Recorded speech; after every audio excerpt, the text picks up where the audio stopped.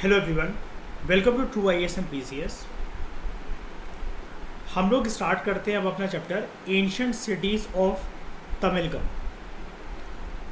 Medieval India में अगर आपको साउथ इंडियन किंगडम्स को कवर करना है तो आपको एंशिएंट इंडिया में अपार्ट फ्रॉम मेगालिथिक एज के अपार्ट आपको कुछ कुछ एंशिएंट इंडिया में स्पेशली डेक्कन की तरफ जो सिटी स्टेट्स थी या सिटीज़ का जो कंसेप्ट था वो आपको समझना पड़ेगा। इस चैप्टर के अंदर दोस्तों बड़े सारे आपको पोर्ट एंड पोर्ट सिटीज़ के बारे में आपको डिस्क्रिप्शन गिवन होती है। अगर आप प्रीवियस ईयर क्वेश्चन पेपर उठाकर देखोगे तो इस टॉपिक से अच्छे खासे तादाद में क्वेश्चन निकले हुए हैं। तो हम एक बारी इसकी तरफ चलते हैं, ancient cities of Tamilakam chapter की तरफ।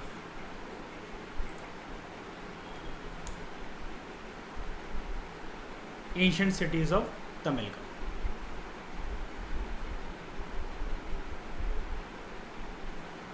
ग्रीन कलर में जितनी मार्क्ड हैं वो एंशिएंट सिटीज़ हैं साउथ इंडिया की तरफ, और ऑरेंज कलर में जितने डॉट्स मार्क्ड हैं वो एंशिएंट पोर्ट्स हैं। मामलाई, अरिक्कामेडु, पोम्पुहर, थोंडी, अलागनकुलम, कायलपट्टिनम और कोरकई, इतने हमें कवर करने हैं। एंड क्योंकि इतना क्रिस्टल क्लियर मैप है तो आपको पता होना चाहिए कौन सी सिटी से कौन सी रिवर गुजरती है। जैसे पालार रिवर पर ये मामलाई पोर्ट, पेनई रिवर पर अरिक्कामेडु, कावेरी रिवर पर पोम्पुहर, वगई रिवर पर थोंडी और अलागनकुलम, और तमिराबरानी पर कायलपट्टिनम और कोरकई। ये वाली बात ध्यान देना आप लोग, ठीक है। जब भी नोट मेकिंग करो तो इस बात का ध्यान रखना।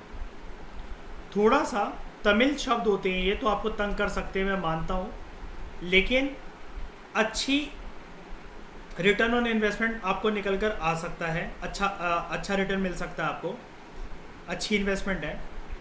अगर इस प्रकार के सिर्फ 2 क्वेश्चन भी किसी साल फंस जाते हैं, नॉर्थ इंडिया के एम्पायर्स वगैरह एंशिएंट से लेकर मेडिवल से लेकर मॉडर्न तक बहुत कुछ UPSC पूछता रहता है, तो कभी अब उसका फोकस अगर साउथ इंडिया की डायनेस्टी, संगम एज या मेगालिथिक स्ट्रक्चर्स पर अगर शिफ्ट हो गया तो 2 क्वेश्चन से भी 4 मार्क्स आपके आराम से बन सकते हैं प्रीलिम्स के अंदर।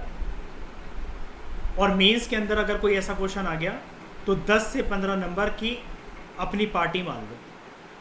तो हम इसको एक बारी करते हैं, करना तो हमें सब कुछ ही है लेकिन एक बारी इसको देखना ज़रूरी है, इसको इग्नोर नहीं कर सकते हम, बात ही है। तो एक कंटेक्स्ट आपको दे रखा है, अगेन वही एनेक्डोट जो यहाँ पर क्या कहते हैं, घिसी पिटी लड़कियाँ होती हैं जिनके घिसे पिटे नाम होते हैं इनिया उनिया, उनकी कुछ कहानी दे रखी है। तो ये गवर्नमेंट हायर सेकेंडरी स्कूल है, 6th स्टैंडर्ड का, ठीक है। और टीचर एंटर करती है और बच्चों को बोलती है कि तुम बैठ जाओ। तो टीचर यहाँ पर, अच्छा ये हरामजादी फिर आ गई तमिलिनी, ठीक है। टीचर यहाँ पर इसको कहती है, wow you look pretty in new dress, तमिलिनी।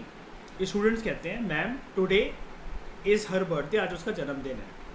Teacher कहती है, बहुत बहुत बधाई हो तमिलिनी, भगवान करे तुम जल्द से जल्द मर जाओ और ठीक है अच्छे मतलब तुम कुछ भी ना कर पाओ ज़िंदगी में, और तुम्हारा नाम जो है वही बहुत बड़ा मनूसियत है। तमिलिनी कहती है, थैंक यू मैम, वही झूठी झूठी तारीफ़ है, ठीक है। तो मैम जो कर रही हैं इसकी और ये भी मैम की कर रही है। टीचर बोलती है, ओके बच्चों, और अब हम लोग क्लासेस स्टार्ट करते हैं आज इस हरामजादी के बर्थडे से। स्टूडेंट्स कहते हैं, ये कैसे हो सकता है मैम, इस बहन की टक्की के बर्थडे से हम लोग क्लास कैसे स्टार्ट कर सकते हैं, कनेक्शन क्या है इस बहन की टक्की के बर्थडे में और आज की क्लास में। टीचर कहती है, एक कनेक्शन है, I shall come to that later, लेकिन एक बारी सब लोग खड़े होते हैं और इस बकलोल को हम लोग विश करते हैं। ये स्टूडेंट जो है झूठा झूठा गाना गाते हैं, हैप्पी बर्थडे, तेरा बर्थडे आया, तेरी अच्छे से बैंड बजाई जाए, ठीक है। तमिलिनी जो होती है वो सबको थैंक यू कह देती है। टीचर जो है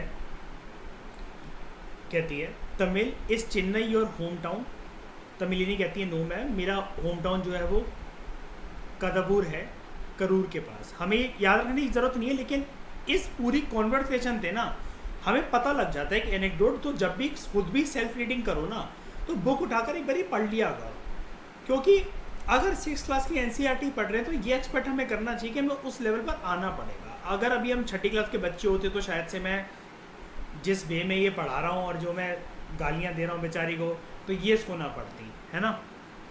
टीचर कहती है बढ़िया, क्या तुम अपने होम टाउन जाती हो? तमिलिनी कहती है यस मैम, हर गर्मियों की छुट्टियों में मैं वहाँ पर बकलोली करने जाती हूँ। टीचर कहती है बहुत बढ़िया, तुमसे ये एक्सपेक्टेड था। क्या तुम मुझे कदबूर और चेन्नई में फ़र्क बता सकती हो? तमिलिनी कहती है कदबूर एक गाँव है, चेन्नई की सिटी है। टीचर कहती है बहुत बढ़िया। तो जैसे जैसे आंसर देती जा रही है टीचर इसकी तशरीफ मारने का प्लान बनाती जा रही है। टीचर कहती है क्या तुम मुझे बता सकती हो कि earliest planned cities ancient India में कहाँ थी? तो स्टूडेंट्स कहते हैं हाँ मैम, हमें पता है, मोहनजोदाड़ो और हड़प्पा। टीचर कहती है बहुत बढ़िया बच्चों, अब तुम सबकी सामूहिक मारी जाएगी। Today we are going to study the ancient towns of Tamilakam. Teacher कहती है इनको। अब एंशिएंट टाउन्स ऑफ तमिलगम क्या है? देखो ये कॉन्वर्सेशन में इसलिए पढ़वा रहा था आपको ये वाली बात बताने के लिए। पोम्पुहर, मदुरई और कांची। अब अगर ये एग्जाम में क्वेश्चन आ गया कि एंशिएंट टाइम में एंशिएंट इंडिया में तमिलगम क्या था, अब हर कोई सोचेगा भाई तमिलनाडु मिल जाए मुझे ऑप्शन में, लेकिन तमिलनाडु वहाँ पर होगा ही नहीं। उधर पता चला क्या पता ऑप्शन हो पोम्पुहर, मदुरई, कांची, और ऑप्शन कुछ इस प्रकार से सेट हो 1 only, 2 and 3 only, 1 and 3 only, या ऑल ऑफ दी अबव। तो आप याद रखना Tamilakam in ancient India is equal to Poompuhar, Madurai और कांची। सिटीज़ है बस, और कुछ नहीं है, ठीक है। यहाँ पर ये रहा पोम्पुहर, ठीक है, मदुरई एंड कांची, कांचीपुरम ये रहा ऊपर, ठीक है, कांची। इसको मिटा देते हैं, हमें रेफरेंस के लिए बाद में चाहिए पड़ेगा, ये देखना पड़ेगा इसको। हाँ, ये तमिलगम कहते थे इसको हम लोग, इसलिए हमें इस टीचर और स्टूडेंट की कन्वर्सेशन को मतलब पूरा पढ़ना पड़ा इस पॉइंट तक पहुँचने के लिए। स्टूडेंट्स कहते हैं ठीक है मैम, पढ़ाना आप शुरू करो, आप ऐसे भी बोर करती हो, आज फिर इसके इस मनुष्यत के बर्थडे में भी बोर कर लो। तो टीचर कहती है see we have started today's lesson with Tamilini birthday.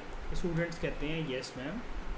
Teacher कहती है हड़प्पा और मोहनजोदाड़ो की तरह जो कि एंशिएंट इंडिया में थे, जो तमिलगम एंशिएंट तमिलगम था, वहाँ पर भी कुछ फेमस टाउन्स थे जैसे मदुरई, कांची और पोम्पुहर। तमिल लिटरेचर, फॉरेन ट्रैवलर्स के अकाउंट्स और आर्कियोलॉजिकल फाइंड्स हमें तमिलगम के एंशिएंट टाउन्स के बारे में इंफॉर्मेशन प्रोवाइड करते हैं। कितने पढ़ने हैं हमें? पोम्पुहर, कांची और मदुरई। तो पोम्पुहर ये रहा, ये है मदुरई, ये है कांची। इन्हीं के बारे में हमें इस चैप्टर में पढ़ना, चैप्टर खत्म हो जाएगा। इन तीनों के बारे में हमें जानना है। तो अगर आपको कल को क्वेश्चन आ जाए किसी एग्जाम में, निकलने को देखो कुछ भी निकल सकता है, हमें प्रिपेयर तो रहना है ना। अगर क्वेश्चन कुछ इस प्रकार से आ जाए कि draw the parallels between ancients, draw the parallels between Harappan civilization या फिर developed cities of north India जो कि हड़प्पन सिविलाइजेशन पे एग्जिस्ट करती थी और मोहनजोदाड़ो और हड़प्पा को दे दिया गया हो, और तमिलगम के बारे में दे दिया गया हो, तो आंसर में आप समझ पाओ कि आपको हाफ मार्क्स ही मिलेंगे और हर किसी को हाफ मार्क्स मिलेंगे। जैसे इसने कंपैरिजन ड्रॉ कर दिया टीचर ने, यहाँ पर देखो वो बोल भी रही है like Harappa and Mohenjodaro in ancient India, ancient Tamilakam में भी फेमस टाउन्स थे। तो यहाँ पर पैरेलल ड्रॉ हो सकता है कि अगर किसी एग्जाम में आपको पूछा जाए कि सिमिलैरिटीज़ बताओ या फिर डिससिमिलैरिटीज़ बताओ तमिलगम और हड़प्पन सिविलाइजेशन के बीच में, तो तमिलगम पता तो होना चाहिए कि था क्या, तभी तो आंसर लिख पाओगे।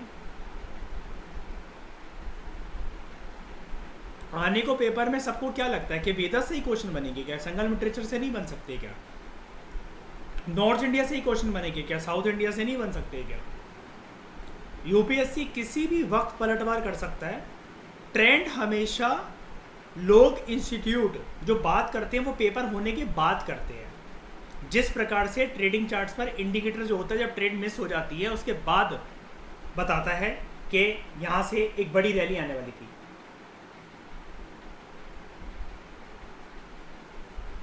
और हम ट्रैप हो जाते हैं। इसी प्रकार से पेपर होने के बाद ट्रेंड के बारे में तो कोई भी बात कर ले, हमें रहना है हर चीज़ में एडवांस, हमें पहले पता होना चाहिए। अब कल को अगर आ गया कि पोम्पुहर की रेलेवेंस क्या है इंडियन सब कॉन्टिनेंट में, एशियन इंडिया में, या मदुराई की रेलेवेंस क्या है, या फिर कांचीपुरम की रेलेवेंस क्या है, लोगों को इतनी जल्दी क्लिक कर ही नहीं सकता। और आपका आधा कॉन्फिडेंस तो वहीं चला जाएगा कि इनमें से जो मद्रासी या साउथ इंडिया से जो पेपर लिख रहे होंगे उनके मार्क्स आगे निकल गए। ऐसा नहीं होता है, आप भी प्रिपेयर कर सकते हो उसके लिए। पोम्पुहर एक one of the oldest towns है, एंशिएंट तमिलकम का पार्ट है, जैसे कि मैंने बताया। ये एक प्लेस है जहाँ पर हम जो अपनी एनसीईआरटीज़ में पढ़ते हैं ना, एक बुक सिलापतिकरम, उसके जो 2 कैरेक्टर्स हैं उसके बारे में जो कहानी लिखी गई है वो पोम्पुहर में ही लिखी गई है। कोवलन और कन्नगी यहाँ पर रहते थे। ये एक पोर्ट टाउन भी है बे ऑफ बंगाल के पास। जो पोर्ट्स हैं they were establish for facilitating maritime trade. Obviously बात है, जहाँ पोर्ट्स से तो मैरीटाइम ट्रेड तो होता ही होगा एशियन इंडिया में। इवन बहुत पुराने ज़माने में जो कंट्रीज थी वो अपना सरप्लस प्रोडक्ट एक्सपोर्ट करती थी और स्कार्स कमोडिटीज़ जो कि लोकली उस किंगडम में अवेलेबल नहीं होती थी, ये लोग इंपोर्ट करते थे। पोम्पुहर एक ऐसा ही हिस्टोरिक पोर्ट है जो कि इमर्ज हुआ था और जिसका मैरीटाइम ट्रेड काफ़ी ज़्यादा तादाद में एंशिएंट टाइम में हमें देखने को मिलता है साउथ इंडिया में। ये कोस्टल टाउन है जो कि एक पर्टिकुलर जगह पे लोकेटेड है। इसका नाम याद रखने की, ऐसे नाम याद रखने की आपको ये ज़रूरत नहीं है बिल्कुल भी। ज़रूरत है तो ऊपर जो भी ये बातें इसने करी हैं, इसमें से अगर मैं आपको फैक्ट बताऊं एग्ज़ाम से इम्पॉर्टेंट है कि सिलापतिकरम यहाँ लिखी गई, जिसके 2 कैरेक्टर कोवलन और कन्नगी, ऐसा बताया जाता है स्टोरी में कि वो पोम्पुहर में ही रहते थे।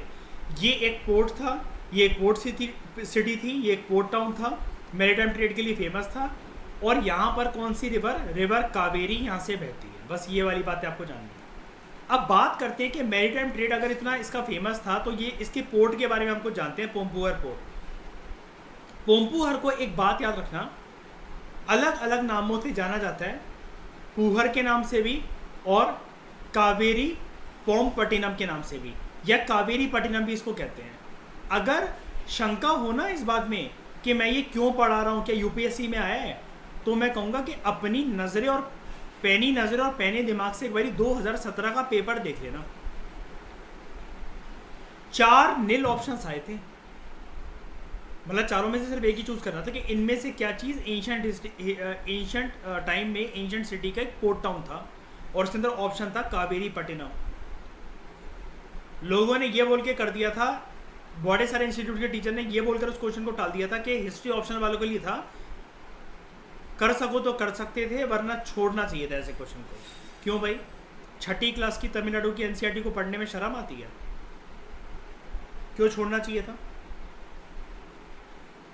मुझे ना वेट करना पसंद है, ना किसी को करवाना पसंद है जो कि मुझसे पढ़ रहा है कि बॉर्डर पे हो जाएगा, भगवान करे हो जाए। अरे भगवान क्या करे, नहीं होगा। जो बॉर्डर पे आए समझ जाओ नहीं होता उनका पेपर।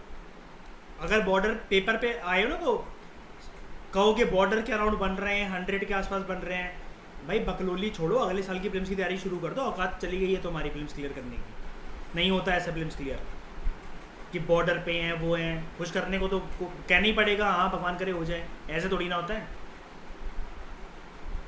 1 साल से क्या गोबर कर रहे थे कि अभी भी जो पेपर देकर आए हो बॉर्डर पे हैं। मार्क्स उससे हाईएस्ट रखने चाहिए, उसके लिए एक स्ट्रैटेजी होती है। बात यहाँ पर इसकी नहीं होती कि किसी को डिमीन करने की, वो करने की। पूरे साल मस्ती मजाक करते रहो फिर कहो बॉर्डर पे ये है। बॉर्डर पे हो तो समझ जाओ भाई अभी नहीं होने वाला फिल्म, अभी 1-2 साल लगेंगे। और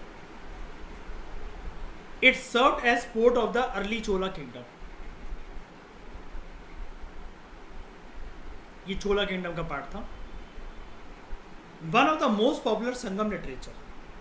यहाँ पर ये फुल स्टॉप नहीं है, आगे कंटिन्यू हुआ है। पत्तिना पल्लई यहाँ पर लिखी गई, इसके लिए जाना जाता है। और 2 तमिल एपिक्स सिलापतिकरम और मणिमेकलाई।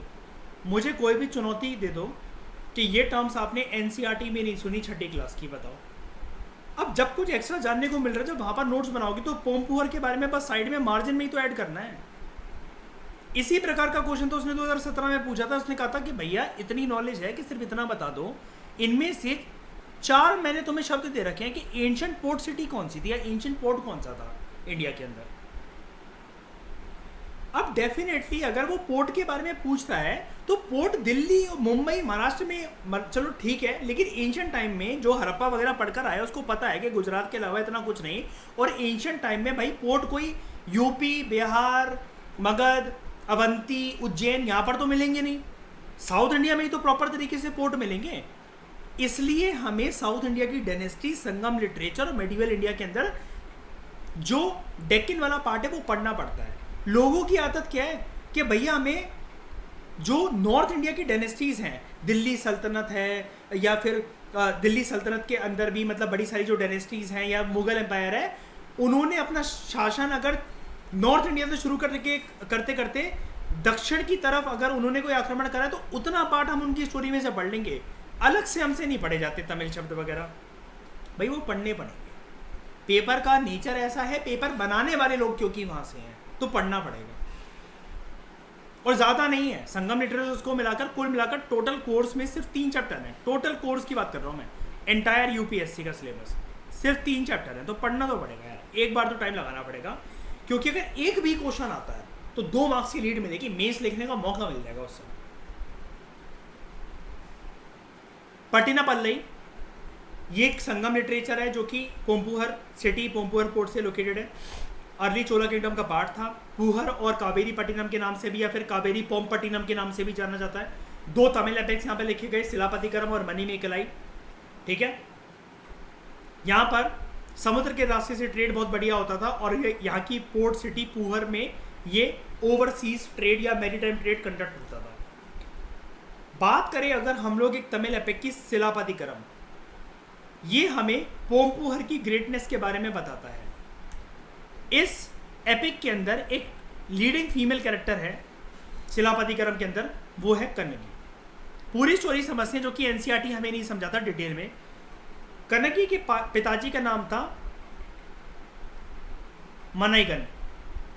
सी ट्रेडर्स को उस टाइम पर sea traders are known by the name Manaigan, यानी कि ये भी एक समुद्री व्यापारी थे।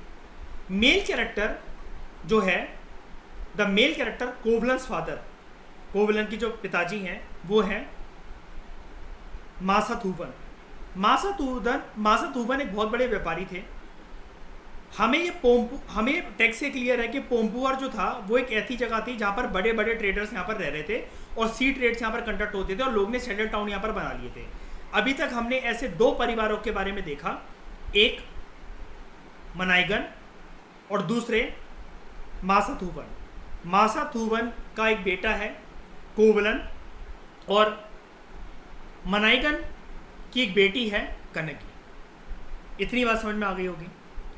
बड़े सारे मर्चेंट्स फॉरेन कंट्रीज से ग्रीस और रोम में जो रहते थे वो व्यापार करने के लिए पोमपुहर लैंड करते थे। अब यहाँ पर जो ट्रेड था उस जमाने में बहुत ही ज़्यादा बिजी रूट और कॉन्टिन्यूस ट्रेड यहाँ पर चलता था, तो बहुत सारे लोग पोमपुहर में रुकते थे और कभी कभार कुछ लोग जो एक बार फॉरेन कंट्री से आए वो हमेशा के लिए ही रुक कर रह गए। इतनी फेमस जगह थी। हमें यहाँ पर फॉरेनर सेटलमेंट के एविडेंसेस भी देखने को मिलते हैं। लोग यहाँ पर बड़ी सारी लैंग्वेजेस जो बोल रहे थे वो भी रहते थे यहाँ पर पोमपुहर में, क्योंकि अट्रैक्शन ही कुछ ऐसी थी सिटी की। शिप्स में माल दिन भर लोड अनलोड होता रहता था, जिसके लिए काफ़ी महीनों का समय लगता था। फॉरेन ट्रेडर्स जो थे वो लोकल लोगों के साथ इंटरेक्ट करते थे इस टाइम पीरियड में, जिसकी वजह से this enabled the natives to learn foreign languages for communication. इस प्रकार से आप कह सकते हो, अगर आपसे कोई भी पूछे कभी भी इंटरव्यू में ऐसा कैसे हो गया कि एंशिएंट टाइम से ही अगर आप कहते हो कि ग्लोबलाइजेशन एग्जिस्ट करती है तो ये लैंग्वेजेस कहाँ से चली है बाहर की हमारे देश में, तो आप सिंपल बोलना ट्रेड और एग्जाम्पल। अगर वो बोले कि इलेबोरेट कर दो तो एग्जाम्पल देकर इलेबोरेट कर देना। व्यापार एक बहुत बड़ा रीजन था कि बाहर की भाषाएं हमारे लोकल लोगों ने सीखी वो भाषाएं। Similarly foreigners also learn Tamil to communicate with the native. मतलब ऑब्वियसली बात है, भाषाओं का आदान प्रदान, ठीक है, इधर उधर, मतलब कुछ हम उनसे सीखेंगे कुछ वो हमसे सीखेंगे। ये जो कॉन्टैक्ट था इसकी वजह से अलग अलग देशों और पोम्पुहर के जो राजा महाराजा थे उनके बीच में अच्छा खासा गुड्स और सर्विसेज का ट्रेड होता था। लेकिन इसके साथ साथ सिर्फ सामान के व्यापार के अलावा भाषा का व्यापार, आइडियाज़ का व्यापार भी होता था, जिसको हम लोग बोलते हैं कल्चरल ब्लेंडिंग। ये सब चीज़ें हमें देखने को मिलती थी। अगर कल को जीएस पेपर 1 में सोसाइटी से रिलेटेड ये टॉपिक आ गया कि cultural blending is a prominent feature of the ancient past and is being continued in the contemporary India, give relevant examples या फिर इलैबोरेट द स्टेटमेंट, अगर कुछ ऐसा आ जाए तो हिस्ट्री से कनेक्ट करते हुए ये एग्जांपल को देते हुए कल्चरल ब्लेंडिंग के कंसेप्ट को समझा देना। लगेगा आपको कि सोसाइटी का है, लेकिन सोसाइटी का एंगल उसके अंदर देखिएगा। जीएस पेपर 1 के अंदर पूछा जा रहा है, लग रहा है सोसाइटी का क्वेश्चन है, लेकिन हो सकता है कि हिस्ट्री का। पोम्पुहर के ट्रेडर्स की खास बात थी अपनी ऑनेस्टी और इंटीग्रिटी के लिए जाने जाते थे। Honesty and integrity is an integral feature of Indian subcontinent, not from a particular era but from the ancient past, it has evidences. अगर इस प्रकार का क्वेश्चन अगर आ जाए ऐसे में या जीएस पेपर 4 के अंदर, तो अब एग्जाम्पल जो है वो हिस्ट्री से भी लिख सकते हो, ethics, integrity and aptitude. Relate करने की कोशिश करा करो जो मैं बोल रहा हूँ। जैसे मैं जीएस पेपर 1 से कनेक्शन करते हुए, 4 से कनेक्शन करते हुए बता रहा हूँ, एक एक शब्द के बारे में सोचा करो। ये गुड्स अपना अच्छे प्राइसेस पे बेचते थे। हमने शिलापति क्रम के अलावा एक ये संगम लिटरेचर की बात करी थी, one of the popular Sangam literature पट्टिनापल्लई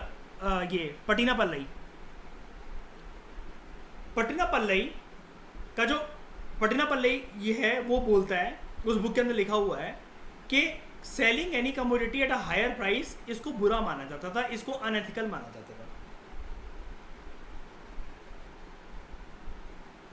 extreme में अगर जाना हो ना, एग्जामिनर की तशरीह फाड़नी हो ना, मैं जीएस पेपर 2 के अंदर WTO और करंट वर्ल्ड के ट्रेडिंग रूल्स जो हैं, चाहे वो सी ट्रेड हो या लैंड रूट का ट्रेड हो, अगर मुझे उसके अंदर इंटेग्रिटी, ऑनेस्टी, गुड्स डंप ना हो, अगर इसके एग्जांपल लिखने हैं ना, तो मैं पास्ट की इंस्पिरेशन को कंक्लूजन बनाकर ऑप्टिमिस्टिक कंक्लूजन बना सकता हूँ।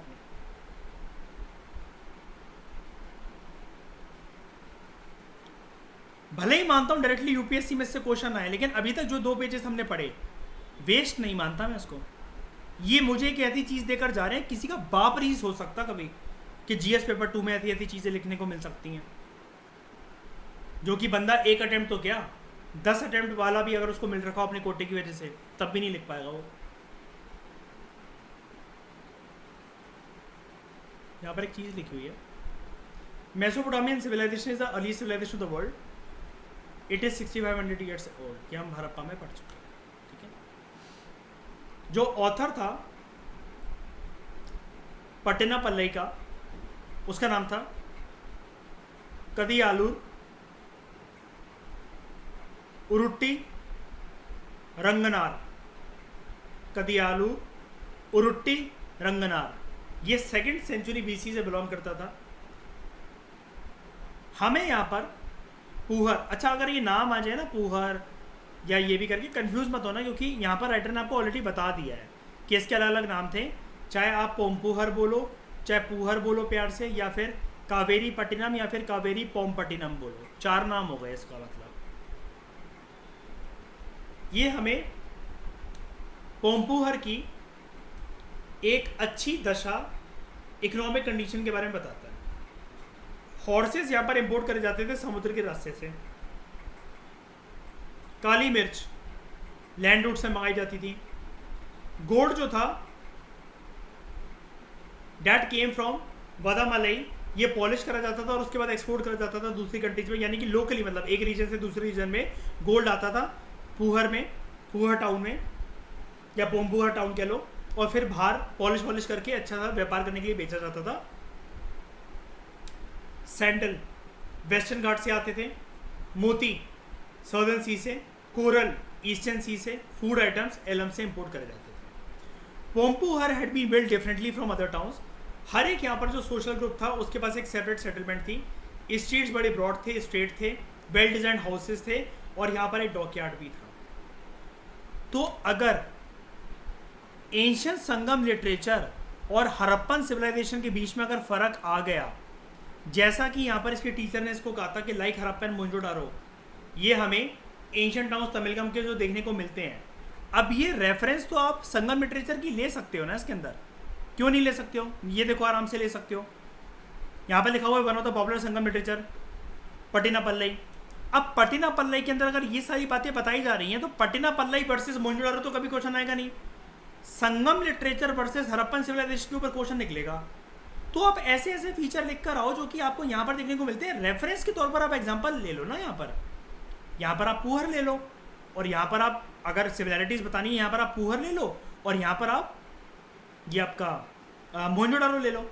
ग्रेट बाथ का स्ट्रक्चर, सिटीज़ कैसे थी और स्ट्रीट्स कैसे ले डाउन करी जाती थी, डॉकयार्ड का कंसेप्ट जो है वो आप ले लो एग्जांपल के तौर पर। हम हड़प्पा में लिख दो लोथल, और यहाँ पर लिख दो पोम्पुहर या पूहर लिख दो। तो संगम लिटरेचर उसके बीच में कभी भी डिफरेंशिएट करना हो तो लोग ये सोचते ही रह जाते हैं, यार कौन पढ़े इतना संगम लिटरेचर। अरे कहीं से नहीं पढ़ना है, छठी क्लास का सिर्फ ये देख लो, यहीं पर कम से कम 10-12 पॉइंट मिल जाएंगे। हड़प्पा के बारे में जो पढ़कर आया है वो कंटेस्ट कर लिया, दिमाग एनालिसिस हड़प्पा में करनी है, कंपैरिजन और सिमिलरिटीज यहां पर करनी है संगम लिटरेचर के साथ। एग्जाम्पल वहां से लेना है हड़प्पा, मोहनजोदारो या फिर लोथल, धौलावीरा, सुरकोताड़ा, सोतका गेंदूर, और यहाँ पर आपको एग्जाम्पल लेने हैं पूहर से, मदुरई से, कांचीपुरम से। We can learn about the life of people of Puhar अगर हम पट्टिनापल्लई पढ़ें या फिर पूहर कंदम पढ़ें शिलापतिकरम की। एक उसका शिलापतिकरम क्या था, ये देखो तमिल एपिक, इसका एक रेफरेंस कोई पॉइंट होगा, इसके अंदर with in the sub section या सब चैप्टर कोई होगा पूहर कंदम। अगर हम इसको पढ़ें तो वहाँ से हमें झलक मिलती है लोगों की ज़िंदगी की। पूहर एक बिजी पोर्ट रहा 200 CE तक, देख रहे हो BCE से चलता हुआ आ रहा है, 2nd सेंचुरी BCE से, और 200 CE तक। आर्कियोलॉजिस्ट ये बोलते हैं कोई बड़ी सी लहर या सुनामी टाइप उस जमाने में आई होगी, उसकी वजह से वॉश अवे हो गया। जो रिमेन्स थे डिस्ट्रक्शन के वो स्टिल हमें पोम्पुआ टाउन में देखे जा सकते हैं। इस वजह से आर्कियोलॉजिस्ट का, हिस्टोरियंस का यह अनुमान है। एक हमारा कॉम्प्रिहेंसिव तरीके से कवर हो गया, एक तमिलकम का एक पार्ट, एक फेमस टाउन पोम्पुहर या पूहर कह लो उसको। सारी बात समझ में आई? कुछ समझाने की जरूरत है? बताओ, बोलो, कोई डाउट है किसी का? नहीं है? पक्का? ठीक है। Thank you very much for discussion.